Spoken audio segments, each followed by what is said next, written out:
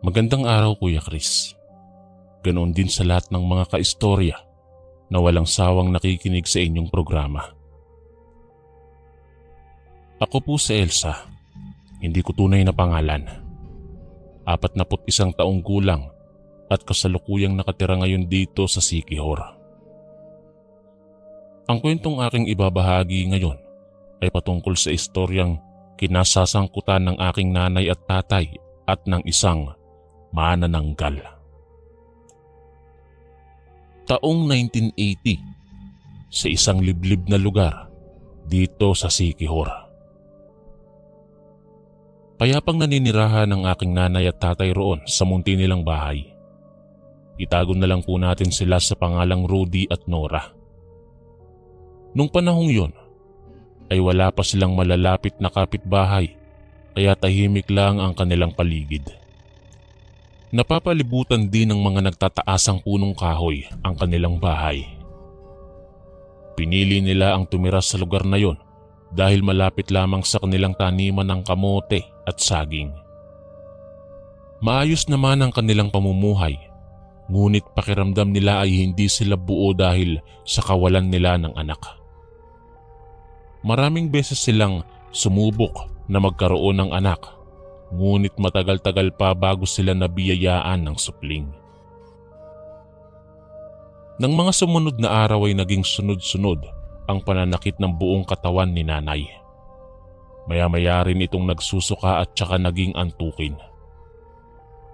Dahil sa hindi malamang sakit, ay kaagad silang nagtungo sa albularyo upang magpatingin. Laking tuwa ng mag-asawa nang malaman nilang buntis si nanay. Sa panahong yun ay ako ang batang ipinagbubuntis niya. Huwag kayong masyadong matuwa. Turan ng matandang albularyo sa tonong seryoso na ikinabahala ni nanay at tatay. Bakit naman po? Ano po ang ibig mong sabihin? May masama po bang mangyayari sa asawa ko? Sunod-sunod na tanong ni tatay sa albularyo. Hindi madali ang pagkakaroon ng asawang buntis, lalo na rito sa ating baryo, Rudy. Kaya kayong dalawa, hindi kayo dapat na matuwa kaagad. Turan ng albularyo na ikinakaba ng mag-asawa. Hindi nila alam kung ano ang ibig ipahiwatig ng albularyong iyon. Diretsahin niyo na po kami. Ano po ba ang ibig niyong sabihin? Tanong naman ni nanay. Hindi kasi siya mapakali dahil sa weirdong pinagsasasabi ng albularyo.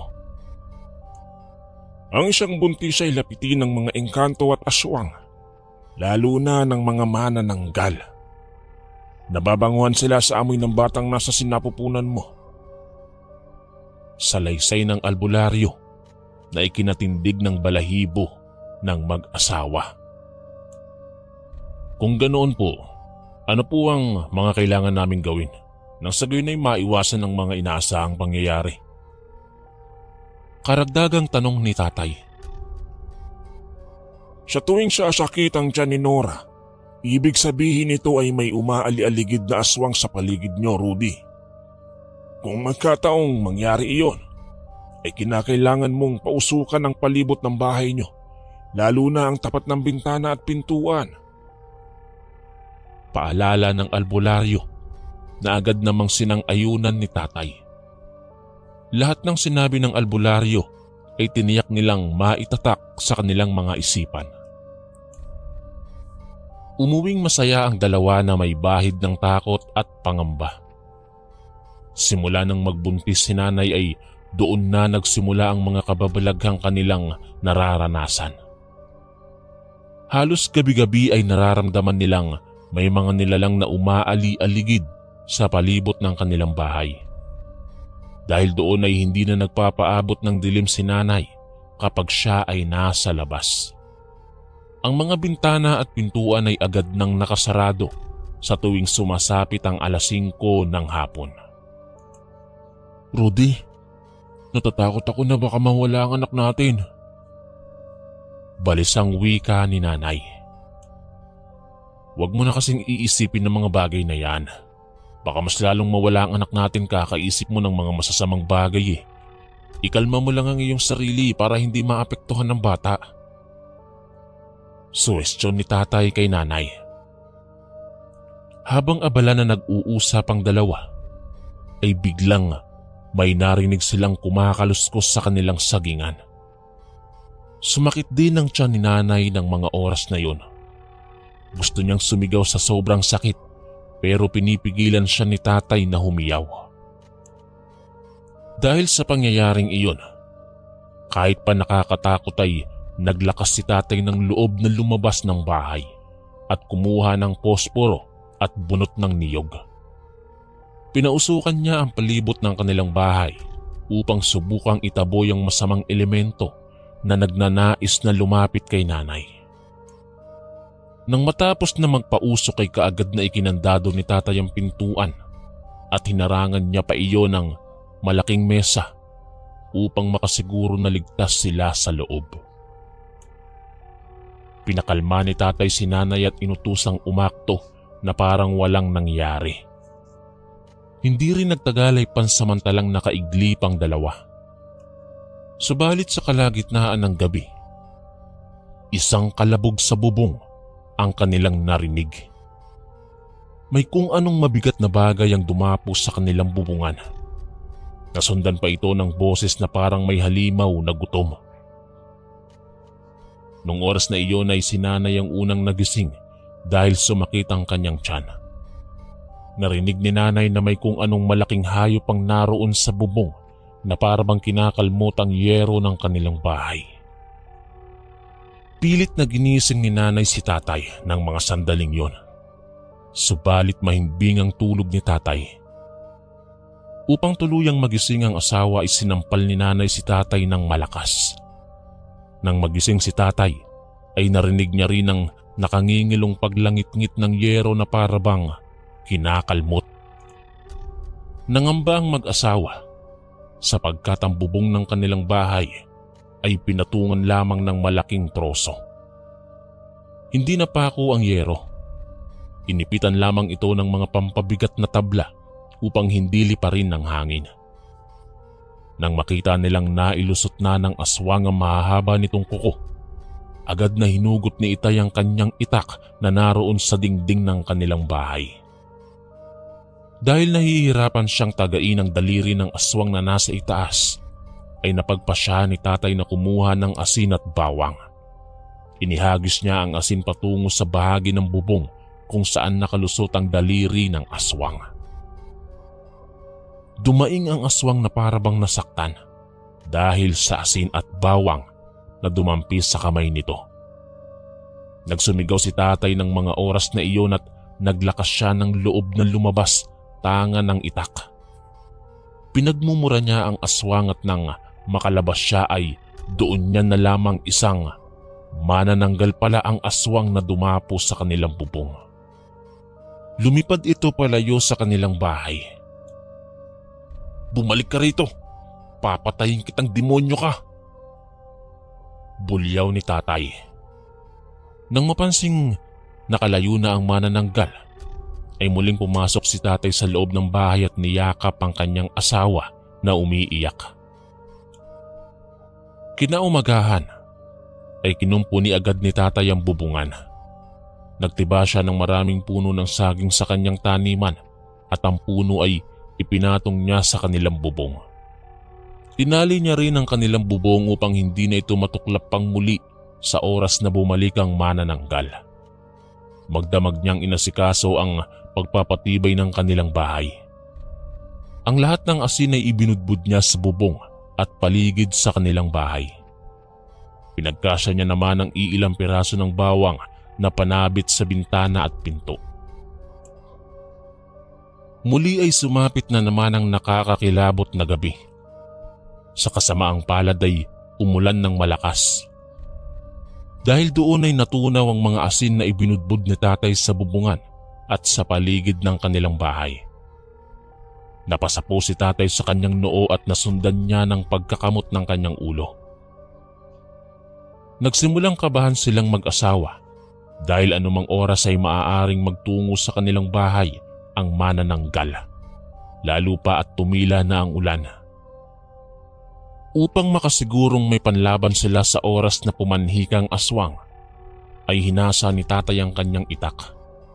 Magdamag niya itong hinasa ng hinasa hanggang sa naging sobrang talas na ng kanyang tabak.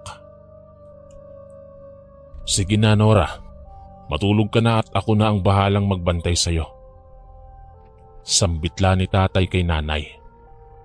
Sa sobrang pagod ng katawan ay umidlip na muna si nanay, habang si tatay naman ay gising na gising. Pinakikinggan niya ang paligid kung may malibang mga tunog. Maya-maya lang ay isang malakas na pagaspas ang kanyang narinig. Nangangahulugang may aswang sa malayo. Habang tumatagal ay pahina ng pahina ang pagaspas ng pakpak na nangangahulugang palapit na rin ang aswang sa kanilang bahay. Naging alisto si tatay at inihanda na niya ang kanyang sarili sa pagdating ng manananggal. Titiyakin niyang pupunta sa wala ang aswang at uuwi pa rin itong walang mapapala. Sobrang hina ng pagaspas ng pakpak at nasundan ng malakas na paglagabog ng bubungan. Mahimbing lamang na natutulog si nanay at tanging si tatay lamang ang gising. Nasanay na si tatay sa paulit-ulit na pagpunta ng aswang, kaya nakalimutan na niya kung paano ang matakot. Nanatili lamang siya sa loob dahil kampante siya na hindi matutuklap ng manananggal ang kanilang bubungan. Ngunit narinig ni tatay na lumipad ang aswang patungo sa bintana. Ginising ni tatay si nanay dahil mahina lamang ang kandado sa may bintana. Nakatayo si tatay sa harap ng bintana habang nakataas ang kamay nitong may dalang itak. Inaabangan niyang makapasok ang aswang at sa oras na mabuksan ito ang bintana ay hindi mag-aatubili si tatay na tambangan ng sunod-sunod na taga ang manananggal. Naroon naman si nanay sa gilid ng bintana. Nagtatago siya upang hindi agad masugod sa oras na makapasok ang aswang. Maya-maya pa, naganap nga ang inaasahang pangyayari. Ginamit ng manananggal ang lakas nito upang masira ang bintana. Nakapasok ang manananggal at kaagad siyang pinasalubungan ni tatay ng malakas na pagtaga, ngunit nakailag ang aswang. Nagawang sugatan ni tatay ang pakpak noon kaya dumaing ang aswang. Lumipad ito patalikod upang tumakas, ngunit nataga ulit ito ni tatay sa likuran. Mas naging agresibo ang aswang at lumipad ulit palabas ng bintana at lumayo. Paniguradong hindi agad makakabalik ang aswang na yon dahil nasugatan ko siya sa likod. Turan ni tatay. Niyakap niya si nanay na umiiyak at takot na takot. Mabuti na lamang talaga at matapang si tatay kung hindi ay matagal nang nagtagumpay ang manananggal sa balak nitong pagkuha sa pitus na nasa sinapupunan ni nanay. Isang umaga, habang abala si tatay sa pagkukumpuni ng bintana at si nanay naman ay nagsasampay ng mga damit, may isang matandang babae ang lumapit sa kanila.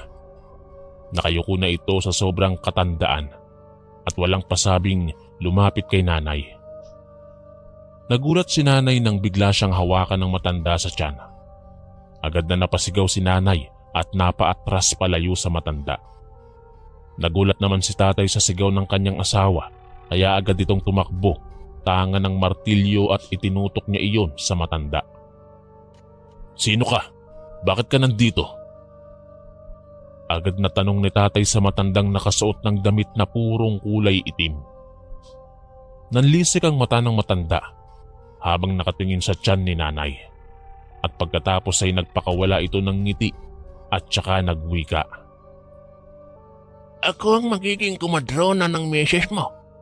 Narinig ko kasi na kailangan daw ng misis mo ng tagabantay at tagahilot ng kanyang tiyan para hindi maging suwi ang anak nyo."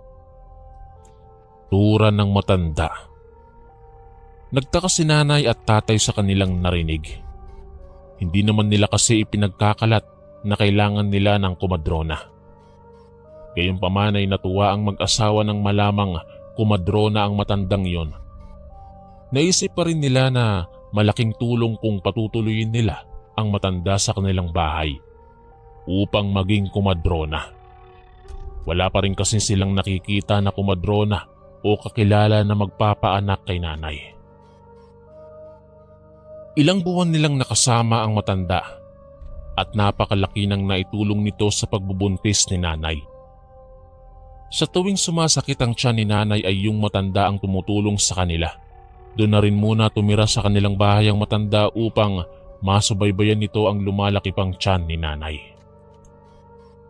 Kahit hindi nila alam kung saan nagmula ang matanda, ay pinagkatiwalaan nila ito dahil sa ipinapakita nitong kabaitan. Nagsilbing tagaluto ito at tagalaban ni nanay. Nang dahil sa matanda ay mas napadali rin sa kanila ang gawaing bahay. Madalas daw na kinakausap ng matanda ang bata sa tiyan ni nanay. Daig pa nito ang tunay na lola na talaga namang mapagkalinga na ginagabayan si nanay. Ang matanda ring iyon ang nagsasabi ng mga maiinam na pagkaing lulutuin na masusustansya. Alam na alam kasi nito ang mga pagkaing makabubuti sa bata at sa mga nagbubuntis na kagaya ni nanay. Batid din ng matanda kung ano ang mainam na pagkain upang dumami ang gatas ng isang ina. Simula nang mapunta ang matanda roon ay hindi na rin sila dinadalaw ng manananggal. Itinuturing nilang agimat ng tahanan ng matanda sapagkat tila takot sa kanya ang manananggal.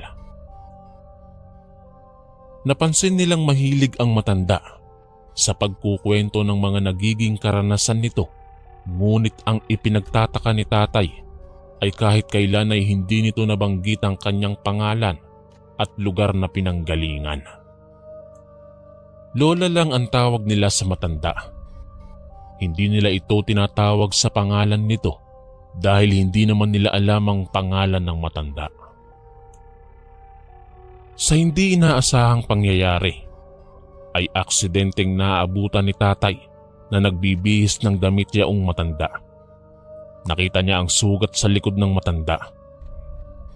Dahil doon ay nanariwa sa isipan ni tatay ang gabi kung kailan ay nataga niya ang manananggal sa likuran. Kinutuban tuloy si tatay. Agad na lumabas ulit si tatay sa bahay. Walang kaalam-alamang matanda na nakita ni tatay ang sugat nito sa likod. Hindi maiwasan ni tatay ang mag-isip na ang estranghirang matandang iyon at ang manananggal na nooy sumugod sa kanila ay iisa. Sinabi ni tatay kay nanay ang kanyang hinala. Nung una ay hindi pa naniniwala si nanay, subalit nang tumagal ay napapansin niyang nag-iiba ang kilos ng matanda.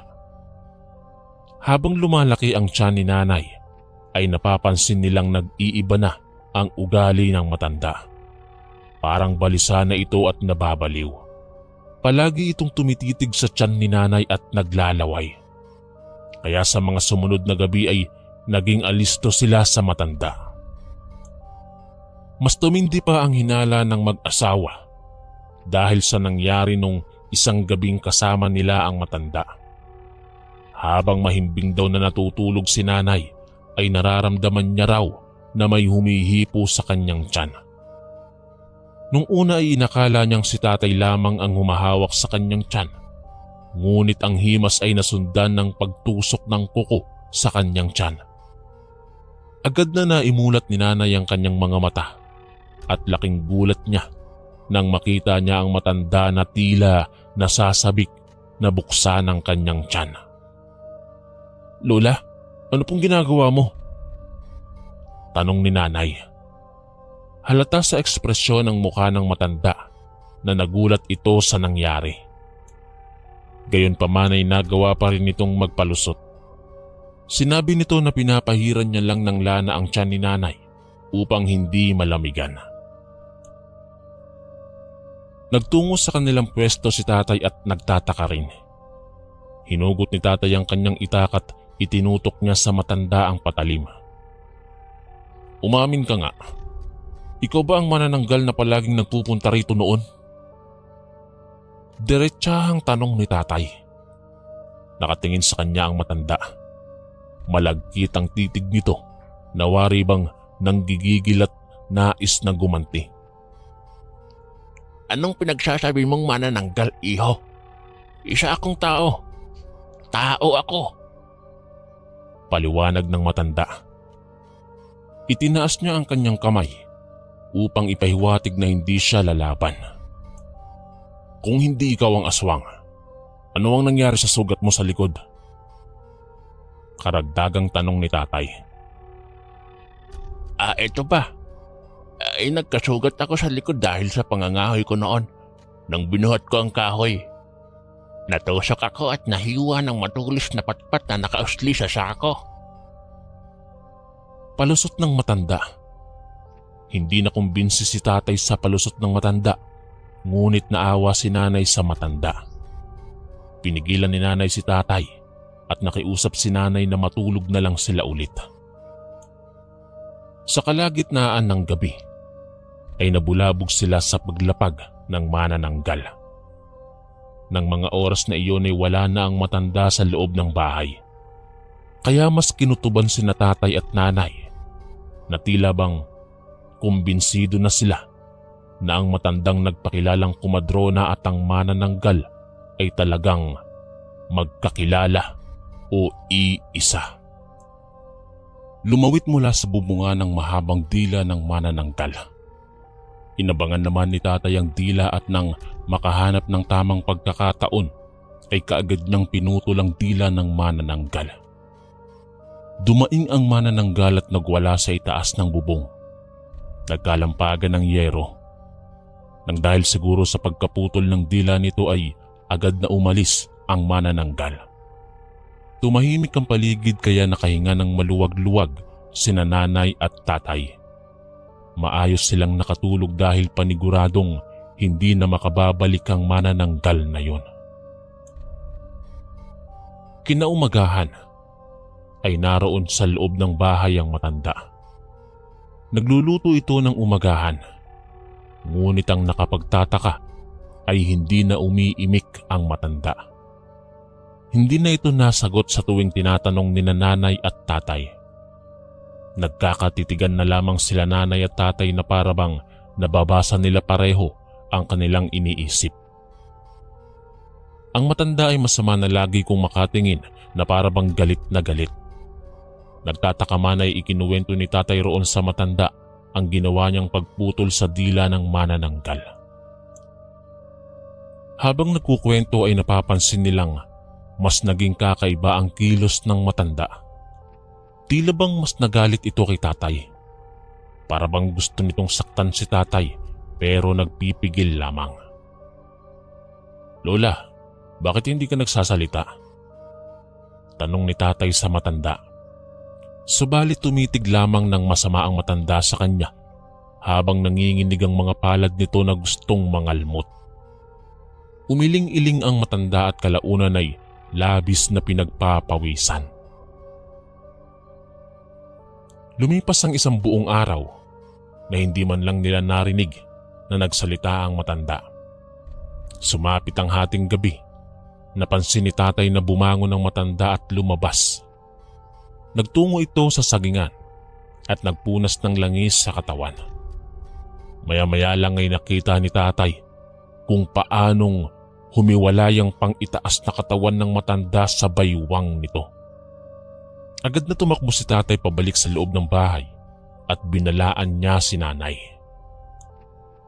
Nang makabalik ay agad na kinuha ni tatay ang bago nilang bili na asin at bawang.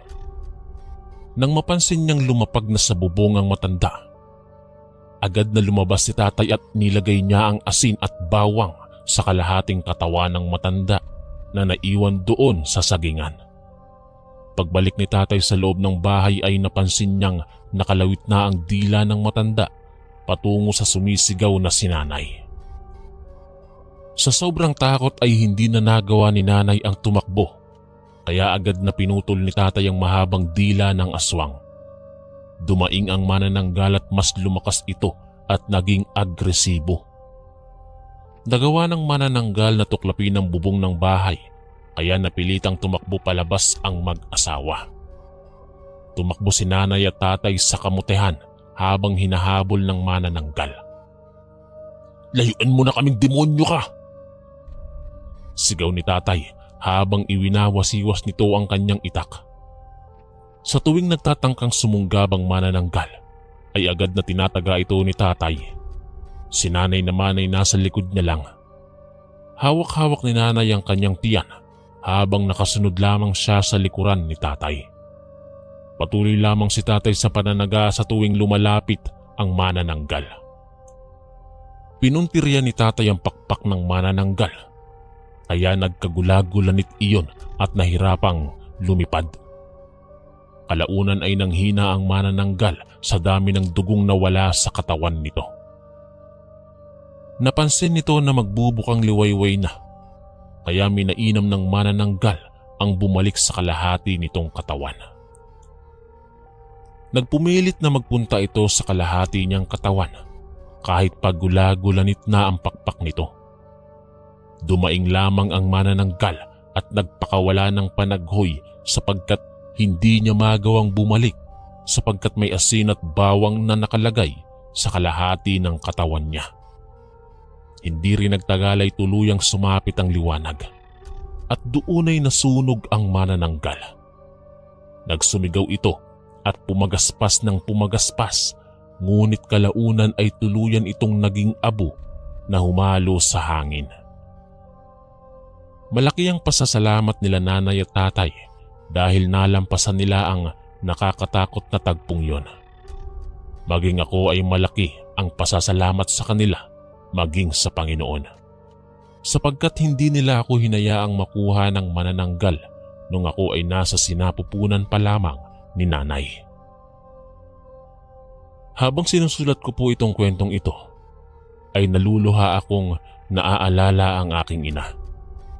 Hindi ko pala nabanggit sa aking kwento na yumao na siya 10 taon na ang nakararaan. Tanging si tatay lang ang aking kasama ngayon at kami ay naninirahan pa rin dito sa Siquijor. Sa ngayon ay malaki na ang pinagbago ng lugar. Marami na kaming kapitbahay at marami na rin ang mga tao. Isang nakakakilabot na pangyayari ang dinanas ng aking mga magulang nung panahong buntis pa ang aking ina.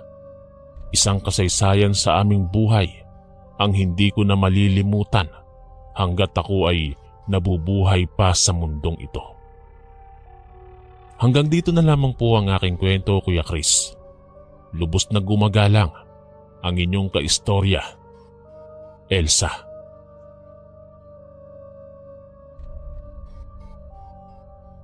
Magandang araw, Kuya Chris. Itago na lamang ninyo ako sa pangalang Rebecca. Nais ko lamang ibahagi itong kwento tungkol sa karanasan ng aking kuya. Itago na lamang ninyo siya sa pangalang Calvin. Matangkad, maputi, matangos ang ilong at makapalang mga kilay. Yan ang mga katangian ni Kuya Calvin.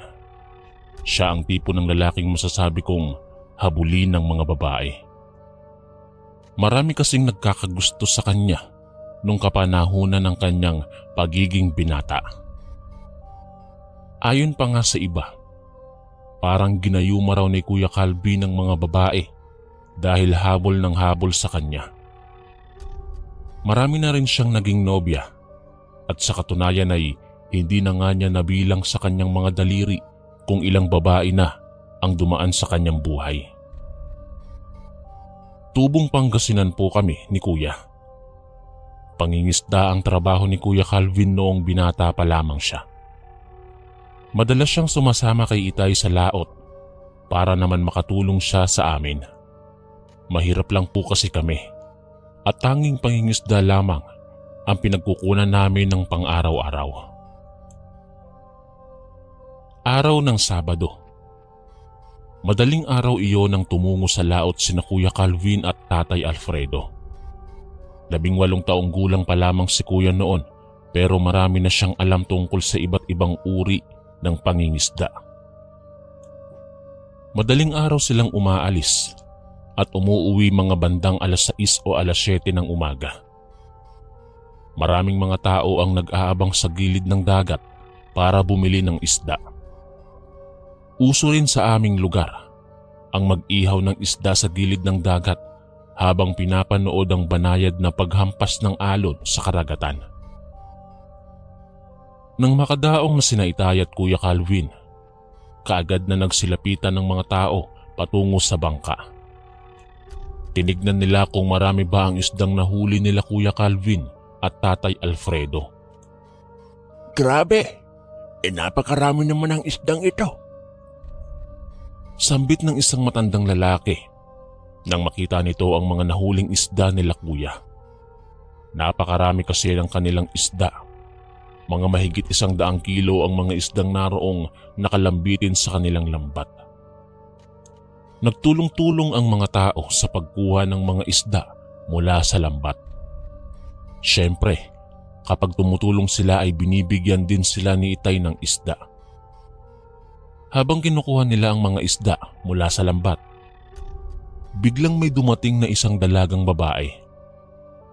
Ayon kay Kuya Calvin, magkaedad lang daw silang dalawa ng babaeng yon. May daladalang maliit na basket ang babae habang naglalakad ito patungo sa kinaroroonan ng bangka nila Kuya Calvin. Magandang araw po. Pabili po ako ng 2 kilong isda.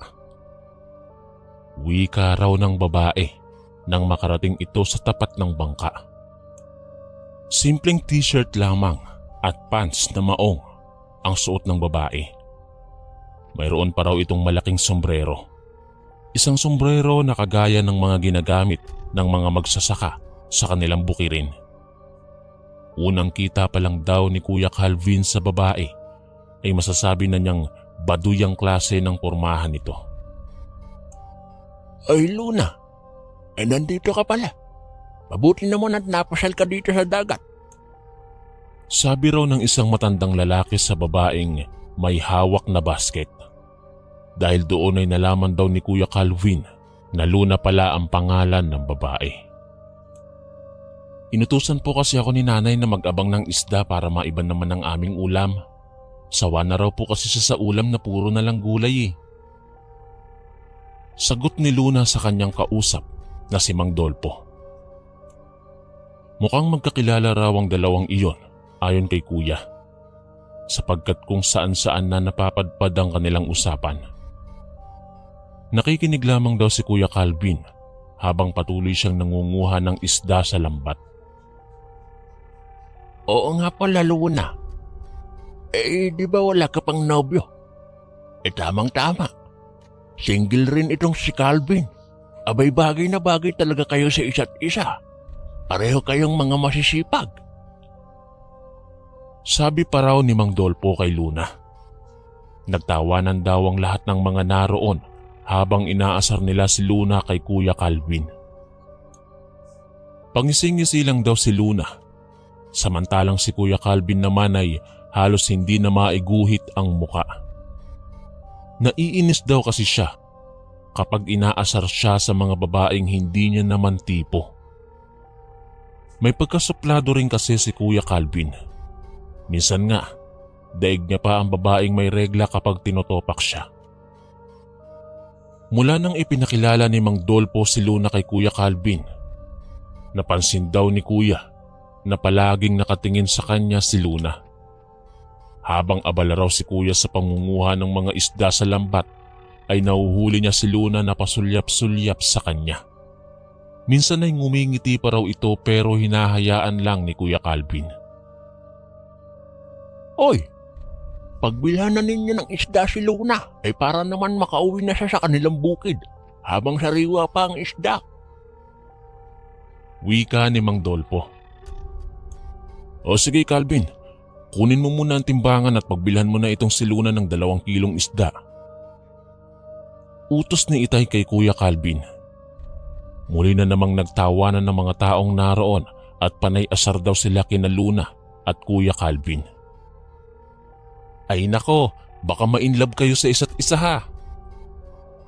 Sambit ni Aling Konsing at saka humalakhak. Pinilit daw ni Kuya Calvin na ngumiti sa harap ng mga ito kahit inis na siya sa pang-aasar ng mga ito. Pati si Tatay Alfredo ay nakikitawa na rin daw. Luna, kapag magiging asawa mo itong anak ko, tiyak na hindi ka talaga magugutom. Napakasipag kasi nitong si Calvin. Sabi pa raw ni Tatay Alfredo kay Luna. Pangiti-ngiti lamang daw si Luna habang nakatingin ito kay Kuya Calvin. Minsan ay napapatulala pa raw ang dalaga na para bang nabighani siya kay Kuya. Pagkatapos magbayad ni Luna ay nagpaalam na siyang uuwi na. Hawak-hawak nito ang basket na may lamang isda habang binabagtas ang daan palayo sa tabing dagat. Mula nung araw na iyon, napansin daw ni Kuya Calvin na halos kada umaga nang pumupunta si Luna sa tabing dagat para bumili ng isda. Palagi ring nahuhuli ni Kuya na nakatingin sa kanya si Luna. Isang araw, habang naliligo si Kuya sa dagat, ay biglang dumating si Luna. Nagulat daw siya sa biglang pagdating ng dalaga. Nakaboxer lamang si Kuya Calvin noong mga sandaling yon at bakat na bakat ang kanyang pagkalalaki. Wala siyang suot na damit kaya naman ay kitang-kita ang magandang hubog ng kanyang katawan, ang kanyang abs at pati na rin ang kanyang matipunong dibdib. Panay tingin daw si Luna kay Kuya Calvin, ngunit hinayaan lamang iyon ni Kuya. Calvin! Tawag ni Luna sa kanya. Dahan-dahang lumingon si Kuya at natanaw niyang nakangiti sa kanya ang dalaga. May daladala pa raw itong basket. Mula sa tubig ay umahon si Kuya at humakbang palapit sa kinatatayuan ni Luna. Silang dalawa lamang ang tao sa lugar na yon nung mga oras na yon. Anong ginagawa mo rito? Tanong sa kanya ni Kuya. Nakita niya pa raw na napalunok laway ang dalaga nang tumambad sa mga mata nito ang bakat na suot na boxer ni Kuya Calvin. Nandito pala ako para ibigay itong mga gulay. Sagot ni Luna habang nakapinta sa labi nito ang malapad na ngiti. Napakunot naman ang noo ni Kuya. Para kanino ang mga gulay na ito? Bumili ba si Itay sa inyo? Tanong niya kay Luna. Kaagad namang umiling ang dalaga. Hindi nagpabili ang Itay mo. Gusto ko lang itong ibigay sa inyo. Huwag kang mag-alala, wala itong bayad. Sagot ni Luna. Tila ba naging blanko raw ang isip ni Kuya nung mga sandaling yon. Hindi niya alam kung anong isasagot niya. Hindi niya rin alam kung dapat ba niyang tanggihan si Luna o tanggapin na lamang ang ibinibigay nitong gulay. Sige na, Calvin, tanggapin mo na ito.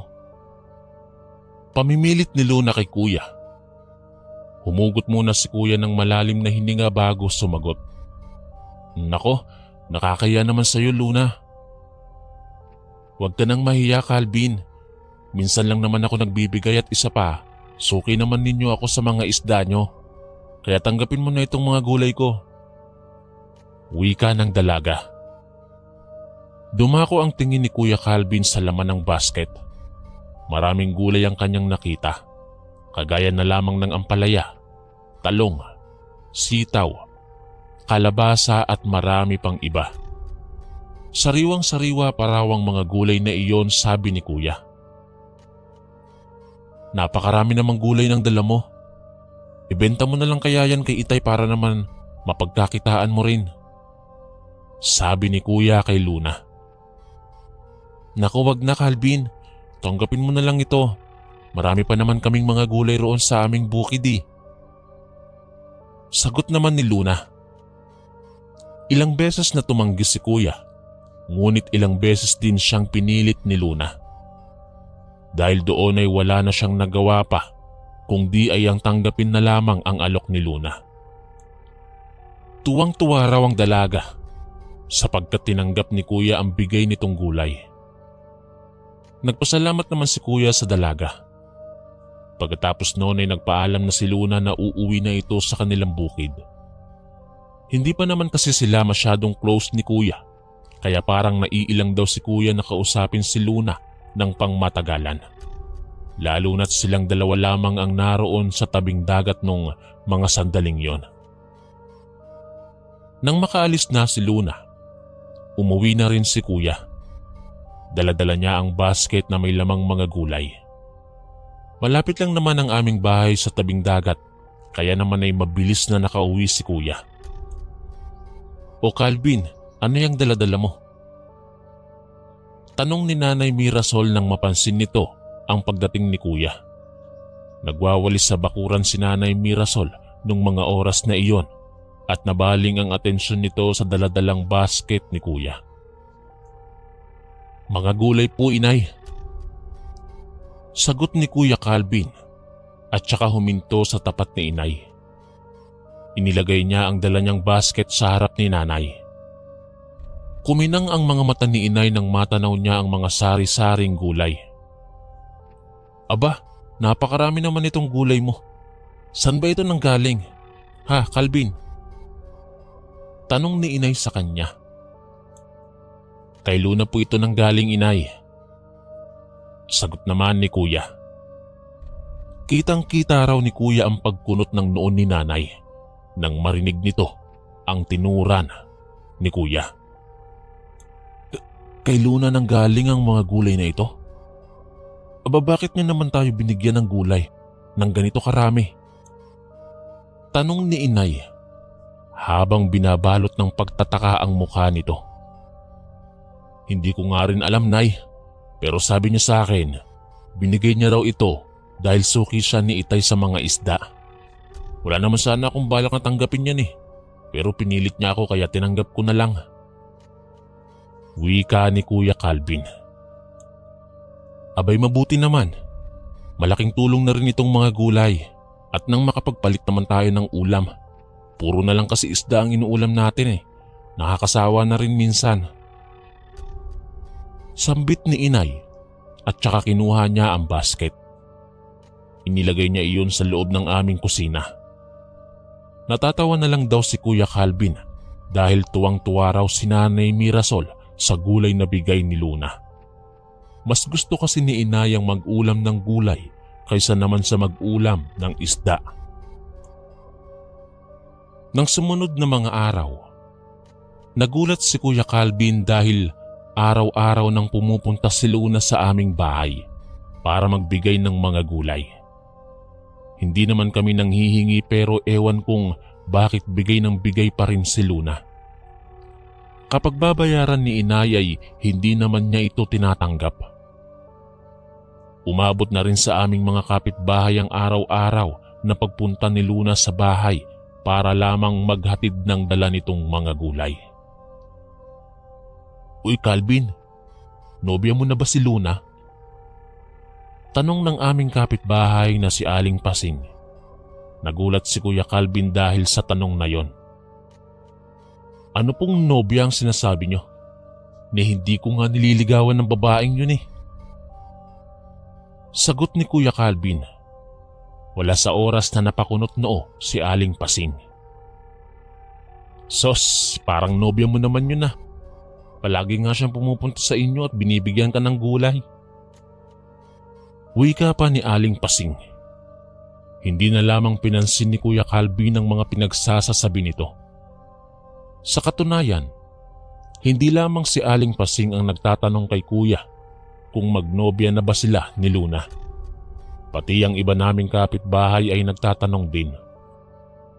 Ang buong akala nila ay magnobya na sina Kuya Calvin at si Luna. Isang araw, nabalitaan na lang namin na may nobya na si Kuya Calvin. Itago na lamang natin siya sa pangalang Jessica. Si Jessica ay isang magandang babae. Maputi, matangkad at matangos ang ilong. Siya ang tipo ng isang babae na masasabing pasok na pasok sa standard ni Kuya Calvin. Maarte at mapili kasi si Kuya pagdating sa mga babae. Dinala ni Kuya Calvin si Jessica sa aming bahay at saka pinakilala kina nanay at tatay. Support naman ang mga magulang namin sa pagmamahalan nila Kuya at Jessica. Lalo na't mabait naman ang dalaga.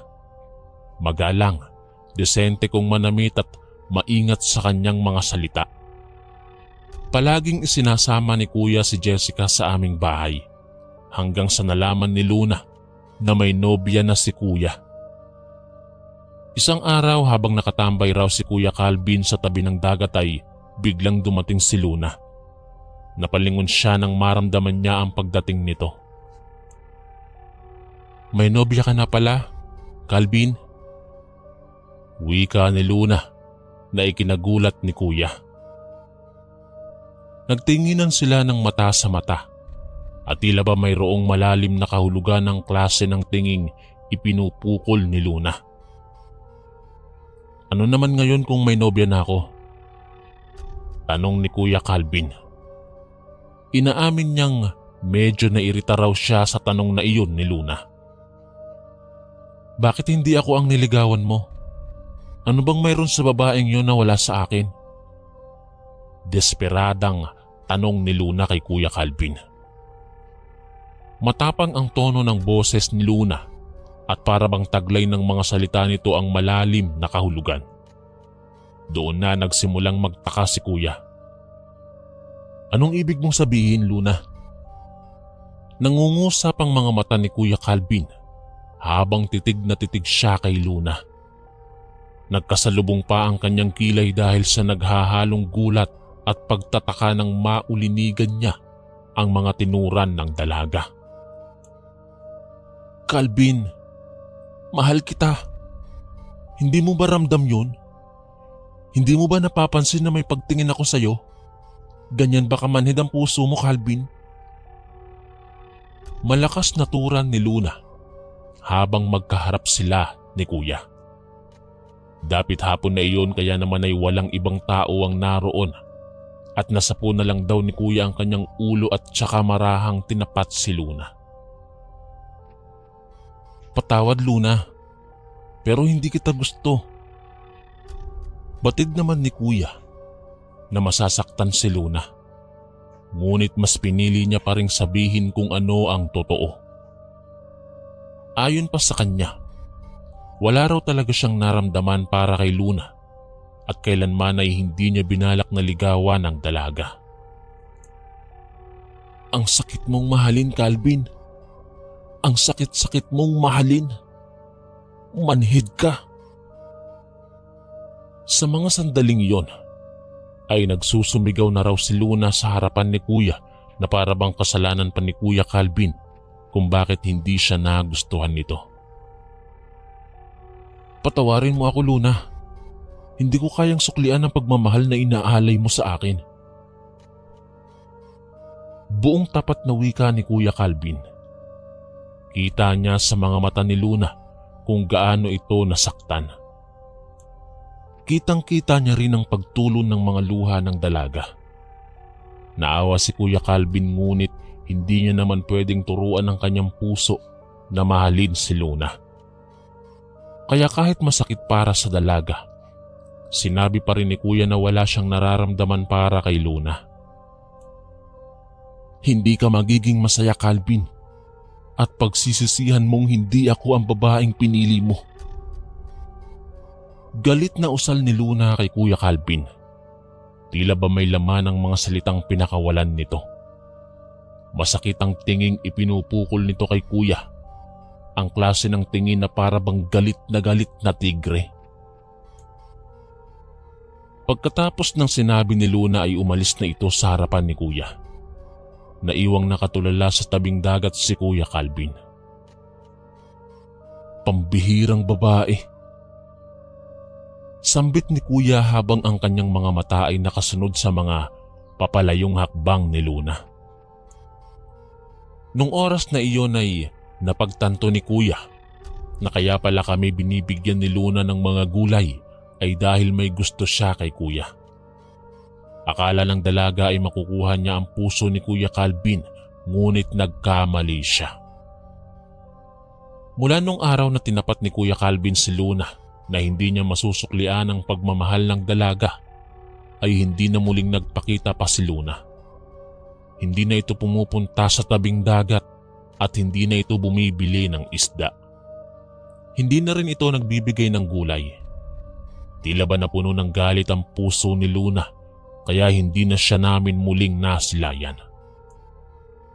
Nagpatuloy ang relasyon ni na Jessica at Kuya Calvin dahil tunay na mahal nila ang isa't isa. Ngunit sa pagdaan ng ilang araw, nagulat kami nang bigla na lamang sumigaw si Kuya Calvin. Sigaw ng sigaw siya at dumadaing na masakit ang kanyang tiyan habang namimilipit siya sa sakit. Mula sa kusina ay dahan-dahan siyang gumagapang patungo sa loob ng kanyang kwarto. Gustong-gusto niya raw humiga nung mga sandaling yon dahil sa sobrang sakit ng kanyang tiyan. "Anong nangyayari sa iyo, Calvin?" tanong ni Inay nang maratnan niyang gumagapang si Kuya. Nagmula pa sa labas si Inay at abala ito sa pagdidilig ng mga halaman nang bigla nitong narinig ang sigaw ni Kuya. Kaya naman nagdali-dali siyang pumasok upang tingnan si Kuya. Halos hindi na maiguhit ang mukha ni Kuya, bunsod ng labis na sakit na kanyang nararamdaman. Parang may kung anong hayop daw ang nasa loob ng kanyang tiyan. Sa sobrang sakit ay hindi na maipaliwanag ni Kuya kung ano ang kanyang nararamdaman. Alfredo! Alfredo! Halika nga rito, tulungan mo itong anak natin." Sigaw ni Inay kay Itay. Nasa labas kasi si Tatay Alfredo, abala sa pag-aayos ng kanyang lambat. Dahil sa lakas ng sigaw ni Inay ay dumating na rin si Itay. "Bakit Mirasol? Anong nangyari kay Calvin?" tanong ni Tatay Alfredo nang makita niya si Kuya. "Masakit daw ang tiyan niya eh. Buhatin mo nga siya at dalhin mo dun sa loob ng kwarto niya." Utos ni Inay at kaagad namang tumalima si Itay. Nakatingin lamang ako sa kanila nung sandaling yon. Patuloy na sumisigaw si Kuya Calvin sa kanyang kama at kung ano-ano ng posisyon sa paghiga ang kanyang sinubukan para lamang maibsan ang sakit ng kanyang tiyan. Ngunit hindi pa rin iyon nawawala. Kinakabahan na sina Inay at Itay.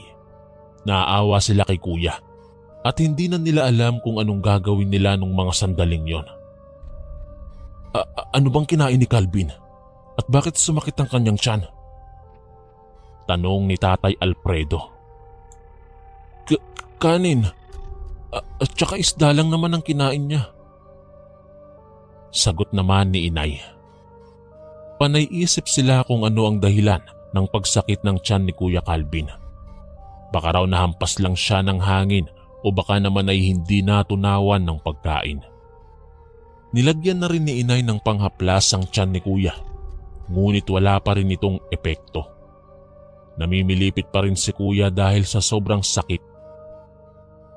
Lumipas ang 2 oras, ganoon pa rin ang pakiramdam ni Kuya.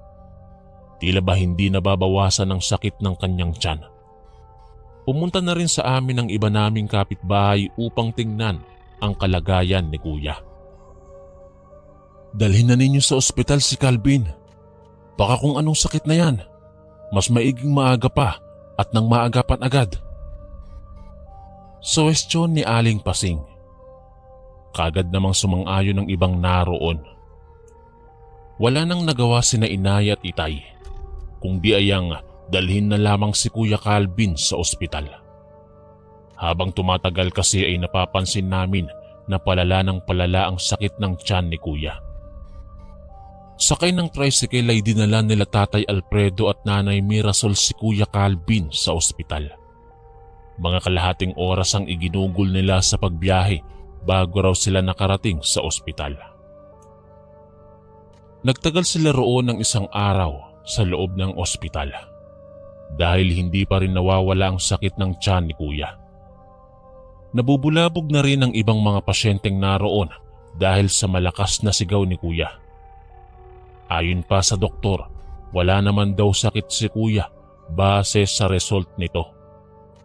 Dahil doon, napagdesisyonan na lamang nila nanay na iuwi na lamang si kuya sa bahay. Wala rin namang maitulong ang doktor. Dahil kahit anong gamot ang inumin ni kuya ay hindi pa rin nawawala ang sakit. Nang makarating sila sa bahay, nagulat kami dahil bigla na lamang nagsuka ng isang palaka si Kuya Calvin. Bakit nagsusuka ng palaka itong anak natin? Sigaw ni inay kay itay. Mas lalo kaming nag-alala sa kalagayan ni kuya dahil doon. Tumatalon-talon pa ang palaka sa kama ni kuya. Akala namin ay iyon lamang ang nag-iisang palaka sa tiyan ni kuya.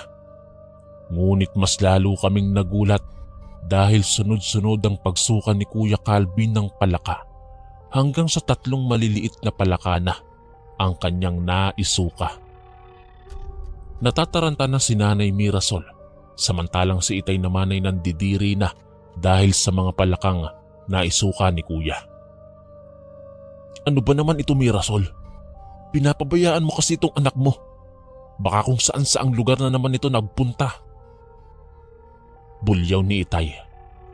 Dahil sa sinapit ni kuya, ay sinisisi niya na rin si inay.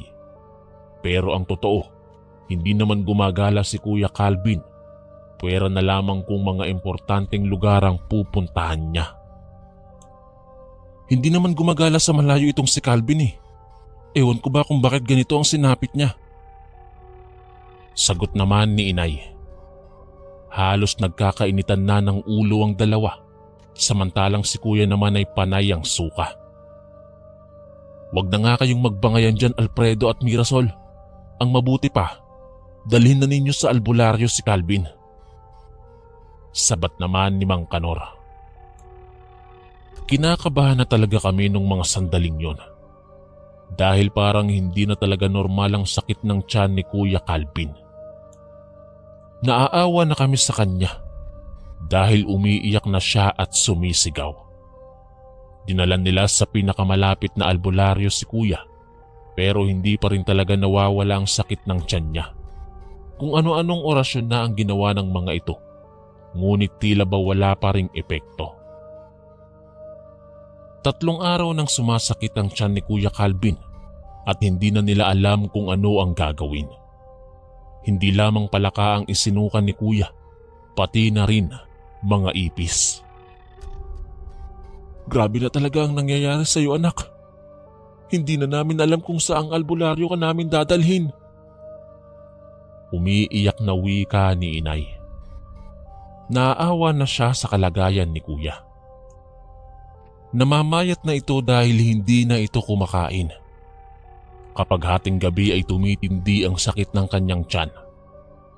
Sa katunayan, nabubulabog na ang mga kapitbahay naming natutulog dahil bigla na lamang sisigaw si Kuya Calvin. Mirasol, subukan ninyong ipagamot si Calvin sa kakilala kong albularyo. Malupit na manggagamot yon. Huwag ninyong hayaan itong anak nyo. Wika ni Mang Kanor. Nagtanong si inay tungkol sa address ng albularyo at pagkatapos noon ay napagpasya nilang dalhin si kuya sa albularyong yon. Sumama rin ako sa kanila. Mga 2 oras ang aming biniyahe bago kami nakarating sa bahay na kinaroroonan ng nasabing albularyo. Nang makarating kami roon, ay kaagad na itinanong ng albularyo kung ano ang karamdaman ni kuya. Sumasakit po ang kanyang tiyan, mga 3 araw na.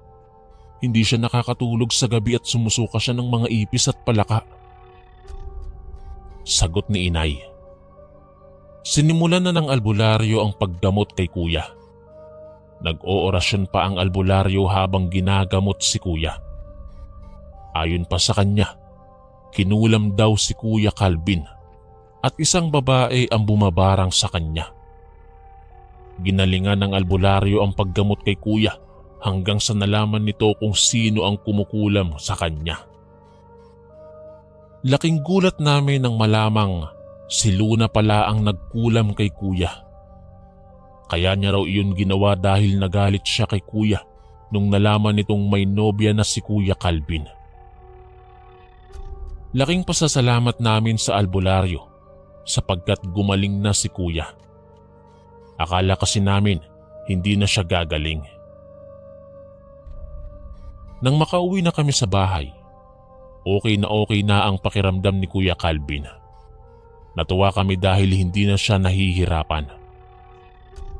Pagkaraan ng ilang araw, ay kusang pumunta sa aming bahay si Luna at humingi ng tawad.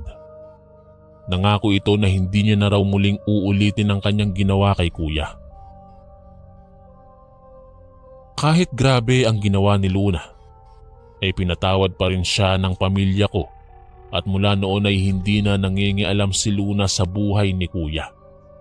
At nabalitaan na lang namin na lumipat na ito sa ibang lugar at nagkatuluyan naman sina Kuya Calvin at si Jessica. Hanggang dito na lamang po ang aking kwento. Muli, ako si Rebecca, ang inyong kaistorya. Maraming salamat po mga kaistorya sa pakikinig. At kita-kits po ulit bukas para sa isa na namang nakakatakot na kwento. Ito po si Kuya Chris, ang inyong kaistorya. God bless po at ingat po lagi.